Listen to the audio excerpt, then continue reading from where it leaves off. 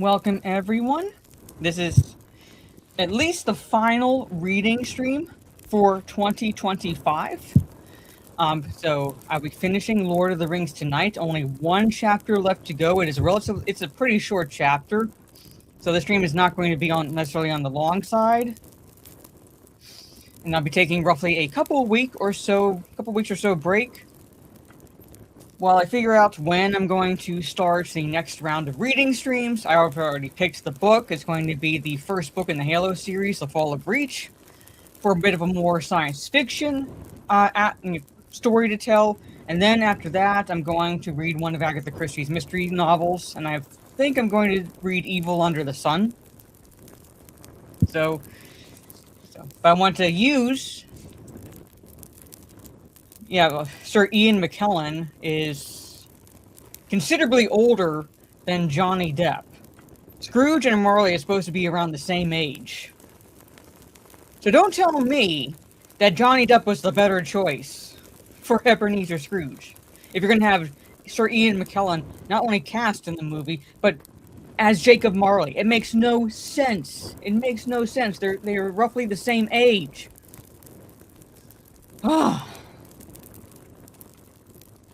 Anyway, back to Lord of the Rings. But welcome, everyone, to the last reading stream for 2025.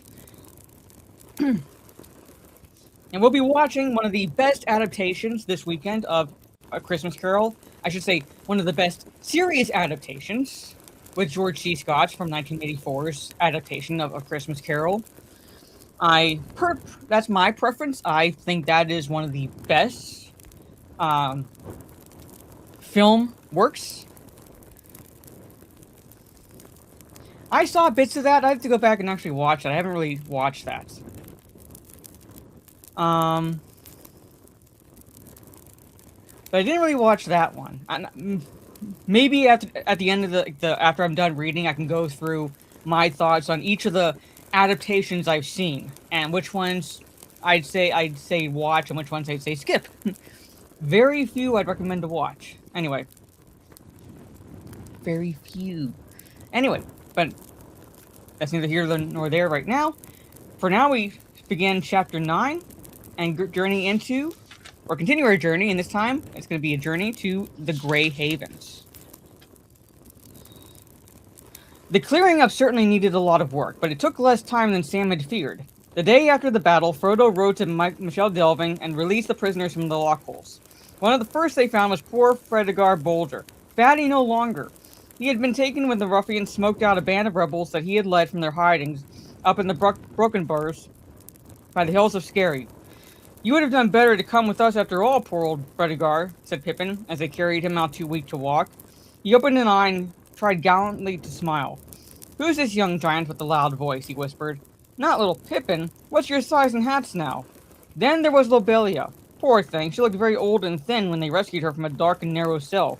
She insisted on hobbling out on her own feet, and she had such a welcome, and there was such a clapping and cheering when she appeared, leaning on Frodo's arm, but still clutching her umbrella, that she was quite touched and drove away in tears. She had never in her life been popular before, but she was crushed by the news of Lotho's murder, and she would not return to Bag End. She gave it back to Frodo, and went to her own people, the Bracegirdles of Hardbottle. When the poor creature died next spring, she was after all more than 100 years old. Frodo was surprised and much moved. She had left all that remained of her money and of Lotho's for him to use in helping hobbits made homeless by the Troubles, so that feud was ended. Old Will Whitfoot had been in the lockholes longer than any, and though he had perhaps been treated less harshly than some, he needed a lot of feeding up before he could take part in look for the part of mayor. So Frodo agreed to act as his deputy until Mr. Whitfoot was in shape again. The only thing that he did as deputy mayor was to reduce the sheriffs to their proper functions and numbers. The task of hunting out the last remnant of the ruffians was left to Merry and Pippin, and it was soon done. The southern gangs, after hearing the news of the Battle of Bywater, fled out of the land and offered little resistance to the Thane. Before the year's end, the few survivors were rounded up in the woods, and those that surrendered were shown through the borders. Meanwhile, the labor of repair went on apace, and Sam was kept very busy. Hobbits can work like bees when the mood and the need comes on them. Now there were thousands of willing hands of all ages, from the small but nimble ones of the hobbit lads and lasses to the well-worn and horny ones of the gaffers and gammers. Before Yule, not a brick was left standing of the new sheriff house or of anything that had been built by Sharky's men. But the bricks were used to repair many an old hole, to make it snugger and drier. Great stores of goods and food and beer were found that had been hidden away by the ruffians in sheds and barns and deserted holes, and especially in the tunnels at Michel Delving and in the old quarries at Scary, so that there was a great deal better cheer at Yule than anyone had hoped for. One of the first things done in Hobbiton, before even the removal of the new mill, was a clearing of the hill at Bag End, and the restoration of Bagshot Row. The front of the new sand pit was all leveled and made into a large sheltered garden, and new holes were dug into the southward face, back into the hill, and they were lined with brick. The gaffer was restored to number 3, and he said often, and did not care who heard it, "It's an ill wind as blows nobody no good, as I always say, and all's as well as ends better." And welcome, everyone. There was some discussion of the name that the new row should be given. Battle Gardens was thought of, or Better Smeals, but after a while, in sensible Hobbit fashion, it was just called New Row. It was a purely bywater joke to refer to it as Sharky's End. The trees were the worst loss and damage, for at Sharky's bidding they had been cut down recklessly and far and wide and over the Shire. And Sam grieved over this more than anything else. For one thing, this hurt would take long to heal, and only his great-grandchildren, he thought, would see the Shire as it ought to be. Then suddenly one day, for he had been too busy for weeks to give a thought to his adventures, he remembered the gift of Galadriel. He brought the box out and showed it to the other travelers, for so they were now called by everyone, and asked their advice. "I wondered when you would think of it," said Frodo. "Open it." Indeed, it was filled with a grey dust, soft and fine, in the middle of which was a seed, like a small nut with a silver shell. "What can I do with this?" said Sam. "Throw it in the air on a breezy day and let it do its work," said Pippin. "On what?" said Sam. "Choose one spot as a nursery and see what happens to the plants there," said Mary. "But I'm sure the lady would not like me to keep it all for my own garden, now so many folks have suffered," said Sam. "Use all the wits and knowledge you have of your own, Sam," said Frodo, "and then use the gift to help your work and better it. And use it sparingly. There's not much here, and I expect every grain has value." So Sam planted saplings in all the places where especially beautiful or beloved trees had been destroyed, and he put a grain of the precious dust in the soil at the root of each. He went up and down the Shire in this labor, but if he paid special attention to Hobbiton and Bywater, no one blamed him. And at the end he found that he still had a little of the dust left. So he went to the 3-farthing stone, which is as near the center of the Shire as no matter, and cast it in the air with his blessing. The little silver nut he planted in the party field where the tree had once been, and he wondered what would come of it. All through winter he remained as patient as he could, and tried to restrain himself from going round constantly to see if anything was happening. Spring surpassed his wildest hopes. His trees began to sprout and grow as if time was in a hurry and wished to make 1 year do for 20. In the party field, a beautiful young sapling leaped up. It had silver bark and long leaves and burst into golden flowers in April. It was indeed a malorm, and it was the wonder of the neighborhood. In after years, as it grew in grace and beauty, it was known far and wide, and people would come along journeys to see it. The only malorm west of the mountains and east of the sea, and one of the finest in the world. Altogether, 1420 in the Shire was a marvelous 1420 in the Shire was a marvelous year.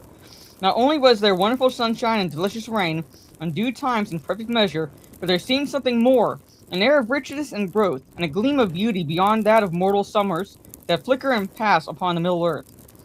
All the children born or begotten in that year, and there were many, were fair to see and strong, and most of them had a rich golden hair that had before been rare among hobbits. The fruits were so plentiful that young hobbits very nearly bathed in strawberries and cream, and later they sat on the lawns under the plum trees and ate, until they had made piles of stones like small pyramids or the heaped skulls of a conqueror. And then they moved on, and no one was ill, and everyone was pleased, except for those who had to mow the grass. In the South Farthing, the vines were laden, and the yield of leaf was astonishing, and everywhere there was so much corn that at harvest every barn was stuffed. The North Farthing barley was so fine that the beer of 1420 malt was long remembered and became a byword. Indeed, a generation later, one might hear an old gaffer in an inn, after a good pint of well-earned ale, put down his mug with a sigh. "Ah, that was a proper 1420, that was." Okay, to be fair, I don't like mowing the grass either. Sam stayed at first at the cottons with Frodo, but when the new row was ready, he went with the gaffer. In addition to all his other labors, he was busy directing the cleaning up and restoring of Bag End, but he was often away in the Shire on his forestry work. So he was not at home in early March and did not know that Frodo had been ill. On the 13th of that month, Farmer Cotton found Frodo lying on his bed, He was clutching a white gem that hung on a chain about his neck, and he seemed half in a dream. "It is gone forever," he said, "and now all is dark and empty." But the fit passed, and when Sam got back on the 25th, Frodo had recovered, and he said nothing about himself. In the meanwhile, Bag End had been set in order, and Merry and Pippin came over from Crickhollow, bringing back all the old furniture and gear, so that the old hole soon looked very much as it always had done. When all that was last ready, Frodo said, "When are you going to move in and join me, Sam?" Sam looked a bit awkward. "There is no need to come yet if you don't want to," said Frodo. "But you know the Gaffer is close at hand, and he will be very well looked after by Widow Rumble." "It's not that, Mr. Frodo," said Sam, and he went very red. "Well, what is it?" "It's Rosie Cotton," said Sam. "It seems she didn't like my going abroad at all, poor lass, but as I hadn't spoken, she couldn't say so, and I didn't speak because I had a job to do first. But now I have spoken, and she says, 'Well, you've wasted a year, so why wait longer?'" "Wasted?" I says. "I wouldn't call it that. Still, I see what she means. I feel torn in two, as you might say." "I see, Frodo. As I see," said Frodo. "You want to get married, and yet you want to live with me in Bag End, too. But my dear Sam, how easy. Get married as soon as you can, and then move in with Rosie. There's room enough in Bag End for as big a family as you could wish for." And so it was settled. Sam Gamgee married Rose Cotton in the spring of 1420, which was also famous for its weddings. And they came and lived at Bag End. And if Sam thought himself lucky, Frodo knew that he was more lucky himself. For there was not a hobbit in the Shire that was looked after with such care. When the labors of repair had all been planned and set going, he took to a quiet life, writing a great deal and going through all his notes. He resigned the office of deputy mayor at the Free Fair that midsummer, and dear old Will Whitfoot had another 7 years of presiding at banquets. Merry and Pippin lived together for some time in Crickhollow, and there was much coming and going between Buckland and Bag End. The two young travelers cut a great dash in the Shire with their songs and their tales and their finery, and their wonderful parties. Lordly folk called them, meaning nothing but good, for it warmed all their hearts to see them go riding by with small mail shirts so bright, and their shields so splendid, laughing and singing songs so far away, and if they were now large and magnificent, they were unchanged otherwise, unless they were indeed more fair-spoken and more jovial and full of merriment than ever before. Frodo and Sam, however, went back to ordinary attire, except that when there was need they both wore long grey cloaks, finely woven and clasped at the throat with beautiful brooches, and Mr. Frodo wore always a white jewel on a chain that he often would finger. All things now went well, with hope always of becoming still better, and Sam was as busy and as full of delight as even a hobbit could wish. Nothing for him marred that whole year except for some vague anxiety about his master. Frodo dropped quietly out of all the doings of the Shire, and Sam was pained to notice how little honor he had in his own country. Few people knew or wanted to know about his deeds and adventures. Their admiration and respect were given mostly to Mr. Meriadoc and Mr. Peregrine, and, if Sam had known, to himself. Also in the autumn there appeared a shadow of old troubles. One evening Sam came into the study and found his master looking very strange. He was very pale, and his eyes seemed to see things far away. "What's the matter, Mr. Frodo?" said Sam.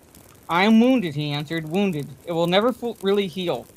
But then he got up, and the turn seemed to pass, and he was quite himself the next day. It was not until afterwards that Sam recalled that the date was October the 6th, 2 years before on that day it was dark in the dell under Weathertop. Time went on, and 1421 came in. Frodo was ill again in March, but with a great effort he concealed it, for Sam had other things to think about.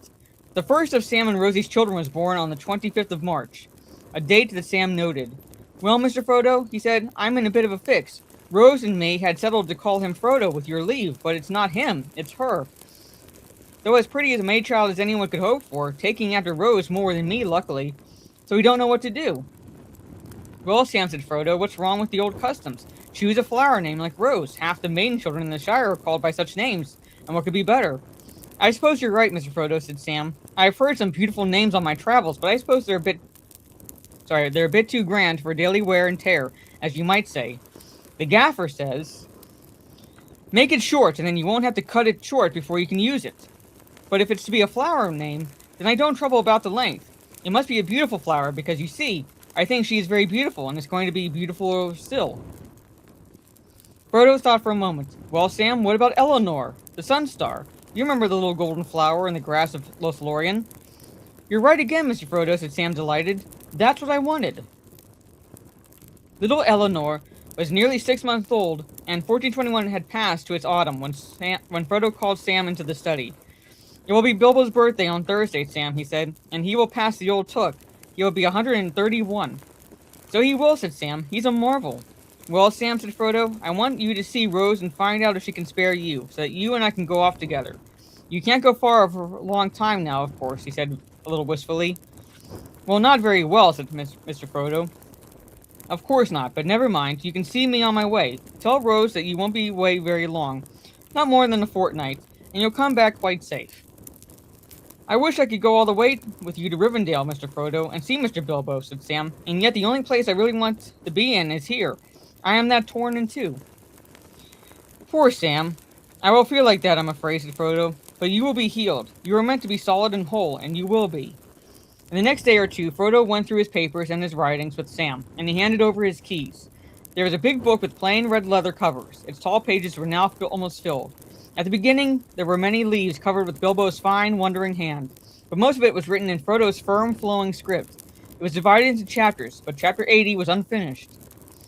And after that were some blank leaves. The title page had many titles on it, crossed out one after another, so My Diary, and My Unexpected Journey, There and Back Again, and What Happened After. Adventures of 5 Hobbits, The Tale of the Great Ring, compiled by Bilbo Baggins from his own observations and the accounts of his friends, What We Did in the War of the Ring. Here Bilbo's hand ended and Frodo's had written, The Downfall of the Lord of the Rings and the Return of the King. And in parentheses, As Seen by the Little People, being the memoirs of Bilbo and Frodo of the Shire, supplemented by the accounts of their friends and the learning of the wise, together with extracts from books of lore translated by Bilbo and Rivendell. Pretty much so. "Why, you've nearly finished it, Mr. Frodo," Sam exclaimed. "Well, you've kept at it, I must say." "I have quite finished, Sam," said Frodo. "The last pages are for you." On September the 21st, they set out together. Frodo on the pony that had borne him all the way from Minas Tirith and was now called Strider, and Sam on his beloved Bill. It was a fair golden morning, and Sam did not ask where they were going. He thought he could guess. They took the stock road over the hills and went towards the woody end, and they let their ponies walk at their leisure. They camped in the green hills, and on September the 22nd, they rode gently down into the beginning of the trees as afternoon was wearing away. "If that isn't the very tree you hid behind when the Black Riders first showed up, Mr. Frodo," said Sam, pointing to the left. "It seems like a dream now." It was evening, and the stars were glimmering in the eastern sky as they passed the ruined oak and turned and went on down the hill between the hazel thickets. Sam was silent, deep in his memories. Presently he became aware that Frodo was singing softly to himself, singing the old walking song, but the words were not quite the same. "So round the corner there may wait a new road or a secret gate, and though I oft have passed them by, a day will come at last when I shall take the hidden paths that run west of the moon, east of the sun." And as if in answer, from down below, coming up the road out of the valley, voices sang, Elbereth, Githoniel, Silivren, Penna, Mariel, Menel, Aglar, Elenath, Githoniel, Elbereth. We still remember, we who dwell in this far land beneath the trees, the starlight on the western seas. Frodo and Sam halted and sat silent in the soft shadows until they saw a shimmer as the travelers came towards them. There was Gildor and many fair elven folk, and there to Sam's wonder rode Elrond and Galadriel. Elrond wore a mantle of grey and had a star upon his forehead, and a silver harp was in his hand, and upon his finger was a ring of gold with great blue stone, Vilya. Vilya was one of the rings of power. Alright? One of the 3 rings of power given to the elves. Mightiest of the 3. Right? So, Vilya. But Galadriel sat upon a white palfrey and was robed all in glimmering white, like clouds about the moon. For she herself seemed to shine with a soft light. On her finger was Nenya, her ring of power. The ring wrought of mithril, that bore a single white stone flickering like a frosty star. Riding slowly behind on a small grey pony and seeming to nod in his sleep was Bilbo himself. Elrond greeted them gravely and graciously, and Galadriel smiled upon them. "Well, Master Samwise," she said, "I hear and see that you have used my gift well. The Shire shall now be more than ever blessed and beloved." Sam bowed but found nothing to say. He had forgotten how beautiful the lady was. Then Bilbo woke up and opened his eyes. "Hello, Frodo," he said. "Well, I have passed the old Took today, so that's settled, and now I think I'm quite ready to go on another journey. Are you coming?" "Yes, I am coming," said Frodo. "The ring-bearers should go together." "Where are you going, Master?" cried Sam, though at last he understood what was happening. "To the Haven, Sam," said Frodo, "and I can't come." "No, Sam, not yet anyway, not further than the Havens. Though you too were a ring-bearer, if only for a little while. Your time may come. Do not be too sad, Sam. You cannot be always torn in two. You will have to be one and whole for many years. You have so much to enjoy and to be and to do." "But," said Sam, and tears started in his eyes, "I thought you were going to enjoy the Shire, too, for years and years after all you've done." "So I thought, too, once. But I have been too deeply hurt, Sam. I tried to save the Shire, and it has been saved, but not for me. It must... It must often be so, Sam, when things are in danger. Someone has to give them up, lose them, so that others may keep them. But you are my heir. All that I had and might have had, I leave to you. And also you have Rose and Eleanor, and Frodo lad will come. And Rosie lass, and Merry, and Goldilocks, and Pippin, and perhaps more that I cannot see. Your hands and your wits will be needed everywhere. You will be the mayor, of course, as long as you want to be, and the most famous gardener in history. And you will read things out of the Red Book, and keep alive the memory of the age that is gone, so that people will remember the great danger, and so love their beloved land all the more. And that will keep you as busy and as happy as anyone can be, as long as your part of the story goes on. Come now, ride with me." Then Elrond and Galadriel rode on, for the third age was over, and the days of the rings were past, and an end was come of the story and song of those times.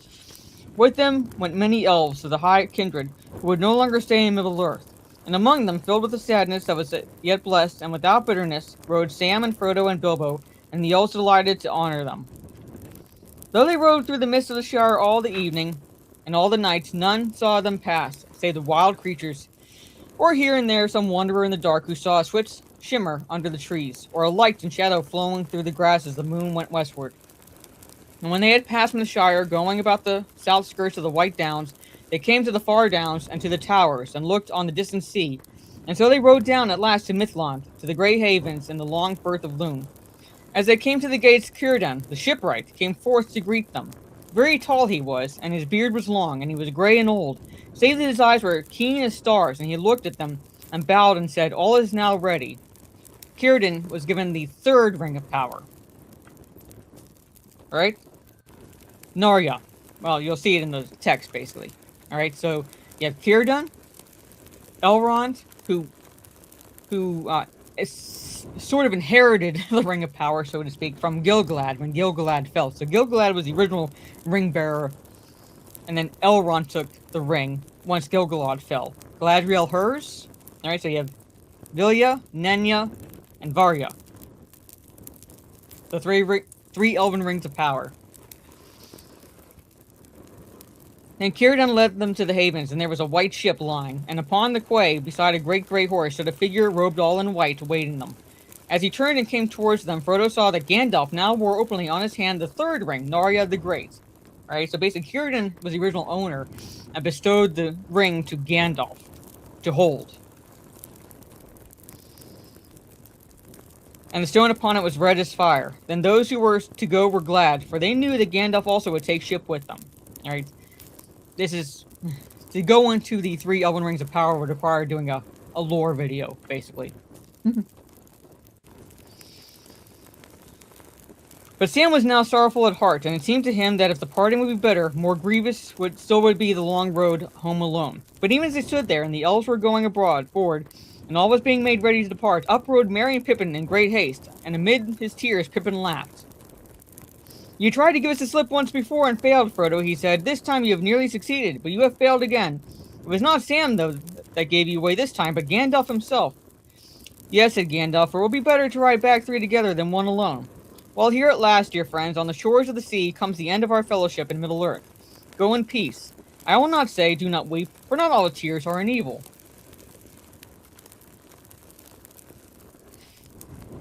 Then Frodo kissed Merry and Pippin, and last of all Sam, and went aboard, and the sails were drawn up, and the wind blew, and slowly the ship slipped away down the long grey firth, and the light of the glass of Galadriel that Frodo bore glimmered and was lost. And the ship went out into the high sea, and passed on into the west, until at last, on a night of rain, Frodo smelled a sweet fragrance on the air, and heard the sound of singing that came over the water. And then it seemed to him that, as in his dream in the house of Bombadil, the grey rain curtain turned all to silver glass and was rolled back, and he beheld white shores, and beyond them a far green country under a swift sunrise. But to Sam the evening deepened to darkness, as he stood at the haven, and as he looked at the grey sea, he saw only a shadow on the waters, that was soon lost in the west. There still he stood far into the night, hearing only the sigh and murmur of the waves on the shores of Middle-earth, and the sound of them sank deep into his heart. Beside him stood Merry and Pippin, and they were silent. At last the three companions turned away, and never again looking back they rode slowly homewards, and they spoke no word to one another until they came back to the Shire, but each had great comfort in his friends on the long grey road. At last they rode down over the downs and took the east road, and then Merry and Pippin rode on to Buckland, and already they were singing again as they went. But Sam turned to Bywater, and so came back up the hill, as day was ending once more. And he went on, and there was yellow light and fire within, and the evening meal was ready, and he was expected. And Rose drew him in, and set him in his chair, and put little Eleanor upon his lap. He drew a deep breath. "Well, I'm back," he said, and thus ends Lord of the Rings.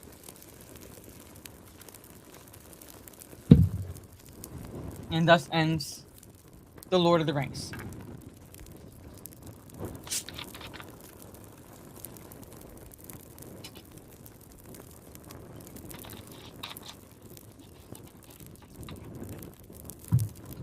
It is done. Told you it was a fairly short chapter, so it's like a pretty short chapter, so it was going to be a quick stream tonight. But there and back again we journeyed with the One Ring. So, basically, the Grey Havens is where the elves travel to on their journey to Valinor. Basically, it's the equivalent of going to heaven.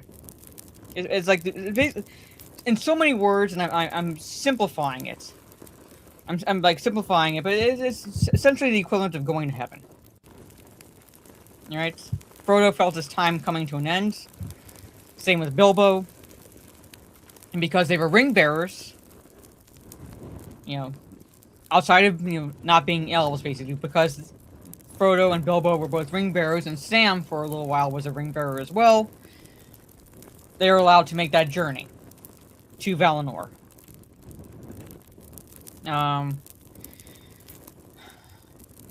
Not the one, but I know another exception, which you don't see in the movie, but because it comes later on into the Fourth Age, and that is when Legolas makes the journey to Valinor. Gimli goes with them. Gimli was given the honor of, as a dwarf, to basically travel to Valinor. Like I said, that was an honor bestowed upon Gimli, and that's down the road. That's like a little bit into the Fourth Age.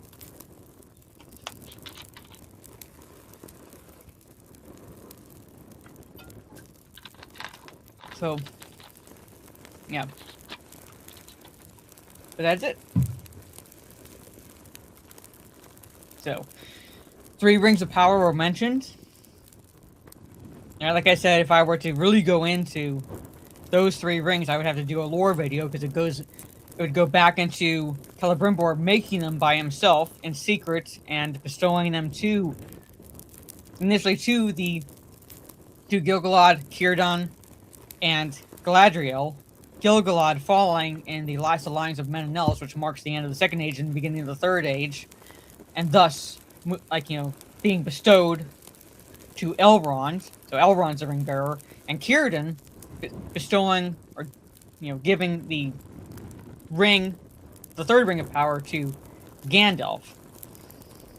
So to hold, basically, to hold and protect, basically. So I'm saying, we have to go a little bit into the lore because of how far back the rings were created and so forth, why Sauron couldn't find them, and even the other rings of power, the 16, outside the One Ring, but the 16 rings of power, why he was able to control the men and not really so the dwarves. There's a reason why. There's a reason why he was like he was able to influence the dwarves a little bit, but really not control them, as he was able to control the 9 of the men who held the rings of power. So there's a reason. So, well, pretty much, yeah, Soul Assassin, because, you know, you include a ring in that comment. Like, for example, Celeborn and Galadriel have a daughter named Celebrian,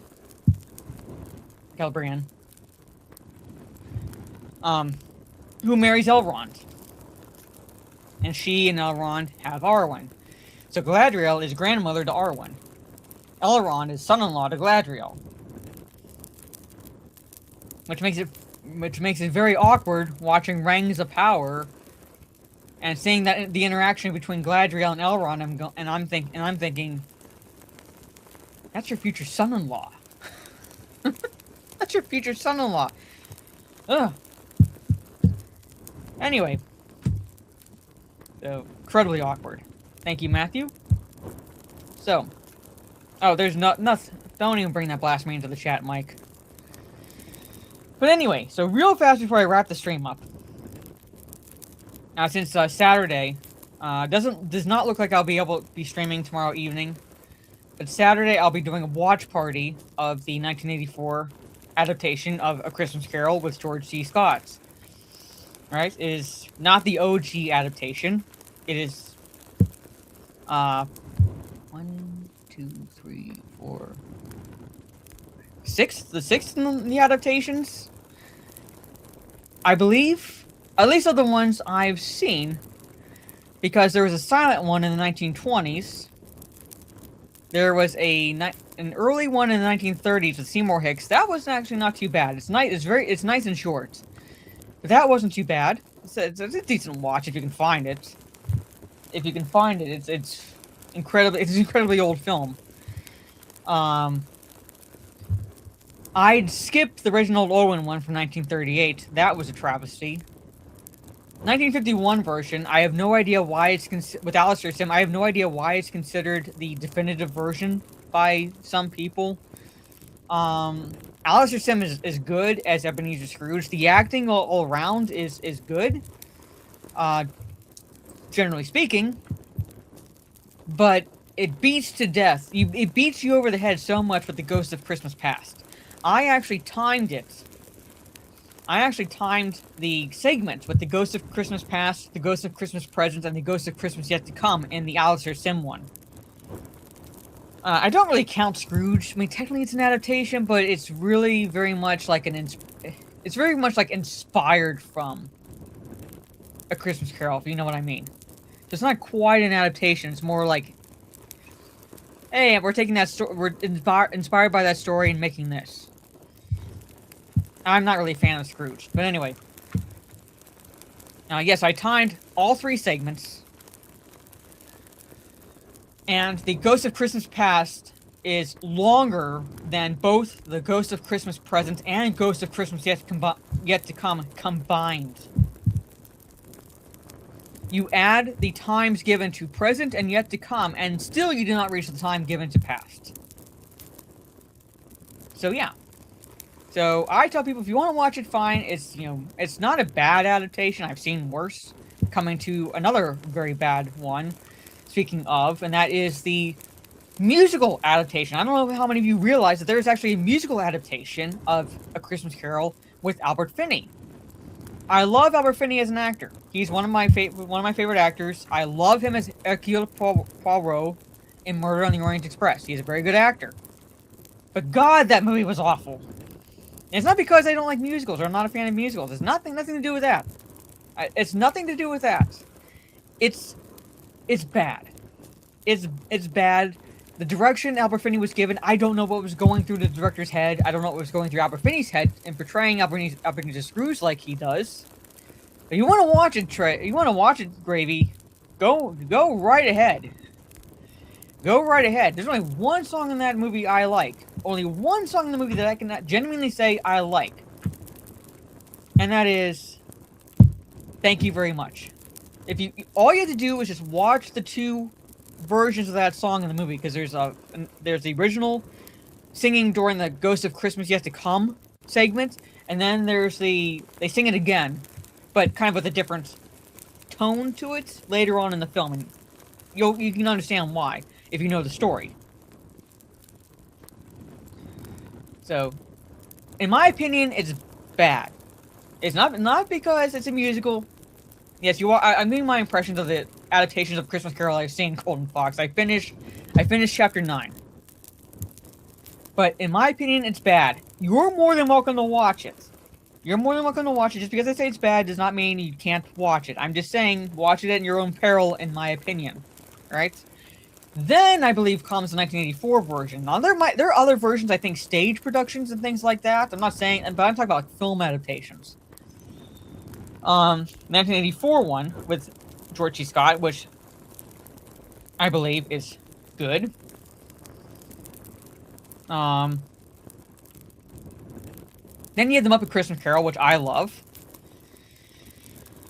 Because I love the Muppets. Then the only other one I believe I've seen, because I haven't really seen the Jim Carrey version. I'm not a fan of Scrooged. Or Scrooge, or whatever it is. Or Scrooge. Is it Scrooged? I'm not really a fan of the Bill Murray adaptation, or I say that very loosely. Is the Patrick Stewart one. And how you dropped the ball with Patrick Stewart as Ebenezer Scrooge, I have no idea, but they somehow managed. They somehow managed. There's one that I refused to watch because I was reading articles about certain things that happened in the movie, and that was the adaptation with Guy Pearce, but it looks like they just... it looks like they butchered. I mean, from what I read, they butchered. You can like Scrooge. You can like Scrooge. I'm not a fan of it. I'm not as big a fan of it as other people. You can like it for all... Like, I don't care. I'm not a fan of it. So, that's just my personal opinion. But of like the film adaptations, I would say if you can find the Seymour Hicks one, that's a decent watch. It's nice and short, so it's not a long movie. The George C. Scott version and the Muppets Christmas Carol. You can watch the Alistair Sim version, but I'm going to warn you, they beat you over the head with the Ghost of Christmas Past. Like, basically, it feels like he used to be good. He used to be good. See that? He used to be good. He used to be good. That's what I feel like watching that movie. Like, I get it. I get it. He was good. He was not always this bad. Do you mean Klaus, like Klaus? Like the Netflix adaptation of, like Netflix movie? Is that what you're talking about, Mr. Bentham? I like that version, but that's more of a version of like the origin of Santa Claus. I'm talking about film adaptations of A Christmas Carol. But yeah, I enjoyed Klaus. I enjoyed Klaus. I enjoyed it more than I thought I would. So, like I said, I saw bits of the Jim Carrey one. So I haven't seen the full movie. I haven't seen the full version of it. I enjoyed Krampus overall. I did not like the family. I'm sitting there thinking, I'm supposed to feel bad when Krampus starts taking them away, but just quite can't. But that's my opinion. But anyway, so, but that is it for the reading streams for 2025, ladies and gentlemen. And when I pick back up, it will be going into the canonical adaptation of The Fall of Reach. Alright? Since Halo Campaign Evolved is coming out, basically the remaster of a remaster is coming out, going into the actual canonical adaptation of The Fall of Reach. Alright? And then after that, I know I have a novel version somewhere of Evil Under the Sun, but I'm going to, read Evil Under the Sun next after The Fall of Reach. That is the Hercule Poirot novel, basically, or at least, by Agatha Christie. And I will dare you all, once I start reading that, to guess who done it. I bet you won't. I bet you won't, because it's pretty clever who done it. And on that note, ladies and gentlemen, so looks like chances are I will not be streaming tomorrow night, because the weather should be holding. Saturday, watch party of A Christmas Carol with George C. Scott. Sunday, Talk Nerdy to Us will be on my Nerdy Homes channel. Dan, you just like to poke the bear. Anyway, we'll be on my Nerdy Homes channel at 8:30 p.m. Eastern. She'll be doing the Christmas Talk Nerdy to Us. And I'll be doing the Boozy New Year's Eve one the following Sunday. And then looks like I'll be streaming at least Monday and Tuesday next week. Because I'm not sure about the Wednesday before Christmas. But I'm not sure about, let's see.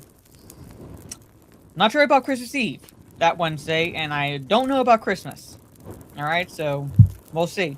But at least next Monday and Tuesday, and very likely Friday next week around the holiday. But on that note, ladies and gentlemen, have a good rest of your day or evening wherever you are in the world, and I will see you all Sunday evening for Talk Nerdy to Us. If you're not on my Discord, that is, watching A Christmas Carol with George C. Scott. Peace.